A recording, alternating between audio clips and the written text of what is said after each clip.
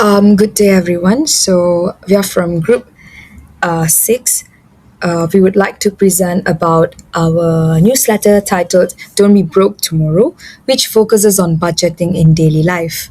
So my group members consist of me, Shweta, Anis Natasha, Nur Ain, Dina, and Amirul. So let's start now. Okay. So first of all, budgeting. Um, Use budgeting has become a very important in today's society because the cost of living is increasing while our income allowance or salary is limited. So many people we struggle financially not because we don't earn money but because we do not know how to manage our money properly. So this title, Don't Be Broke Tomorrow, is not just a catchy phrase, but it's a reminder that the financial decisions we make today will affect our future. Poor financial planning often leads to overspending, debt, and financial stress.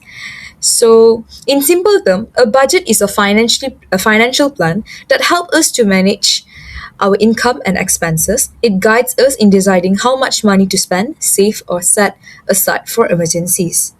Alright. So, what is budgeting? Okay, so budgeting is a fundamental part of personal financial management. It involves planning how our income is allocated towards expenses, savings, and debt repayment. A proper budget, it allows us individuals to monitor cash flow, identify our unnecessary spending, and also to make informed financial decision. So that's a popular method where uh, there's this 50%, 30%, and 20% budgeting rule where 50% are needs, 30% are what we want, and 20% is our savings. So, according to this rule, okay, the 50% of income is for the food, rent, and transport, 30% is for the entertainment and shopping, 20% is for our savings or debt repayment. So, for example, if someone earns 2,000 per month, 1,000 should be used for needs, 600 would be for wants, and 400 for savings. So what happened is this method, right? It always helps the individual to balance between spendings and savings. So budgeting also helps in financial control. Okay, by keeping track of income and expenses using tools such as cash flow statements or personal records, we individually can clearly see where our money goes. So right, consistent budgeting it also encourages us to have better spending habits, improve saving discipline, and also reduces reliance on credit cards or loans. Hello. So today I will continue about the article, and then in this article we have the problem and statistic. Mainly we will focus about the youth issues. So according to Pretty RTM, 60% of youth before 35 years old face bankruptcy. This is bad news, especially they are still young ages. Main causes of it is the poor planning, poor budgeting, and non-controllable expenses. If the youth face bankruptcy, it not only affect the individuals but also the family and entire economic system. According to Jabatan Insolvency Malaysia, these are the main causes, the top main causes that affect someone to be the bankrupt. So we have the personal loan, business loan, mortgage, hire purchase loan, corporate related financial issues, and overuse of credit card. These issues in Malaysia have been happen because Malaysian citizen have a low literacy in financial management. Next, we have also from the Jabatan Insolvency Malaysia, but this time this is the statistic. So 15% of bankrupt cases are from youth. More than 4,000 cases are among youth, which means 50% is equal to 4,000 cases. This is a huge number since youth usually just starts their employment and they don't have any literacy about financial. According to Mencon et al. 2024, the final literacy is an essential skill. Everyone must know how to do the budgeting managing, spending, and understand the financial risk. Everyone should know at least the basic skills. They also state that poor financial skills may lead to severe financial problem in the future. How to start? Everyone asks about it. So, how to start? Do the budgeting. We can planning the expenses and prioritize our needs first instead of our wants. And also maybe we can do the daily tracking of our spend. So this can help us to know what is necessary and what is not. With this step, it can help to avoid unnecessary debt and improve our financial discipline.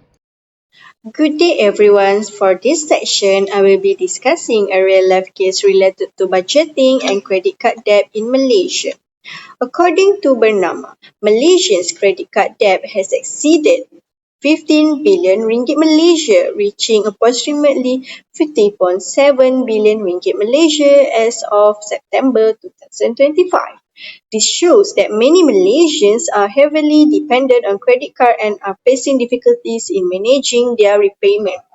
Around 551.8 million ringgit Malaysia of this repayment are already overdue, which indicates serious financial stress among consumers. One of the key reasons behind the issue is poor budgeting and uncontrolled spending. When individuals do not plan their daily expenses, they may rely on credit cards to cover their lifestyle needs, leading to accumulating debt and high interest charge over time. In response to this growing problem, the government has proposed the Consumer Credit Act 2025. This act aims to regulate consumer credit providers more strictly by ensuring that borrowers are properly assessed before loans or credit facilities are approved. For example, lenders are required to evaluate a consumer's income, existing debts, and repayment ability. This helps prevent people from borrowing beyond their financial capacity. In addition, the Consumer Credit Act also improves transparency by requiring lenders to clearly explain interest rates, fees, and repayment terms. This allows consumers to make more informed financial decisions and reduce the risk of hidden charges that can worsen debt problems. However, while the Consumer Credit Act helps control irresponsible lending practices, cannot solve the problem entirely on its own. Individuals still need to practice strong financial discipline through daily budget. By planning expenses, controlling spending, and prioritizing savings, budgeting becomes a crucial financial survival skill in today's economy.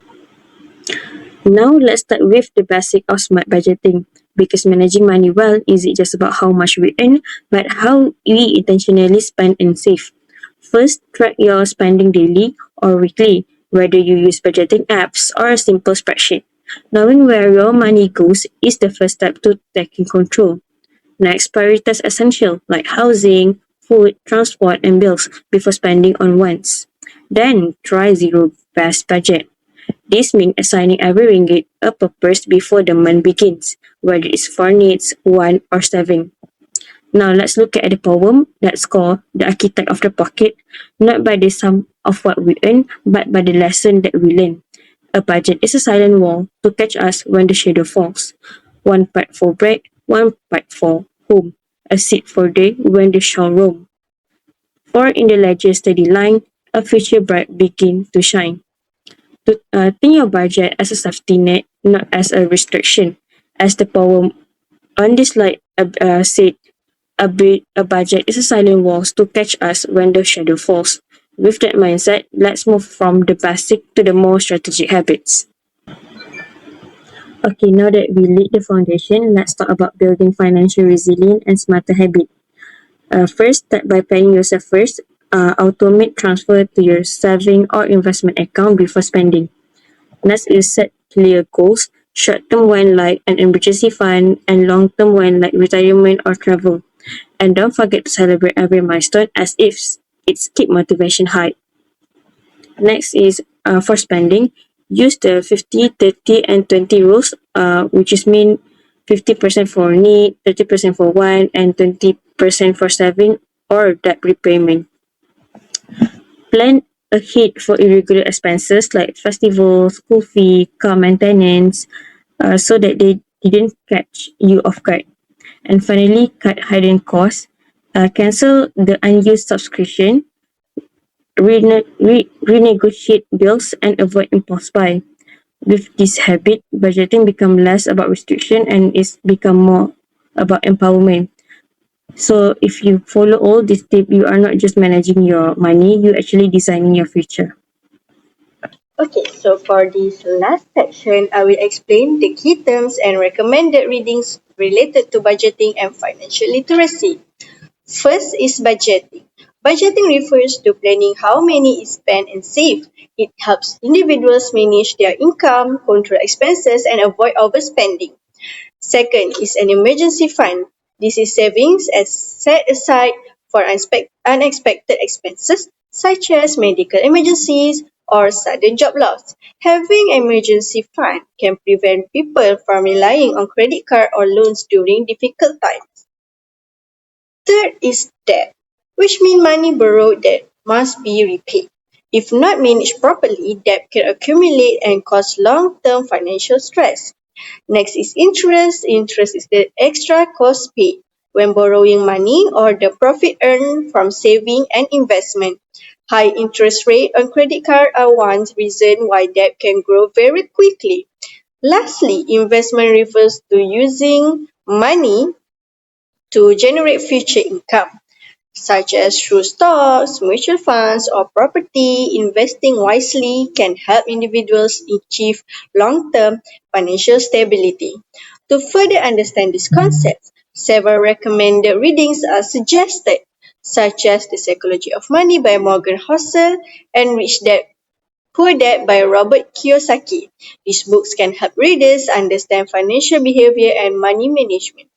In conclusion, improving financial literacy through understanding key terms and learning from reliable sources can help individuals make better financial decisions and avoid falling into debt.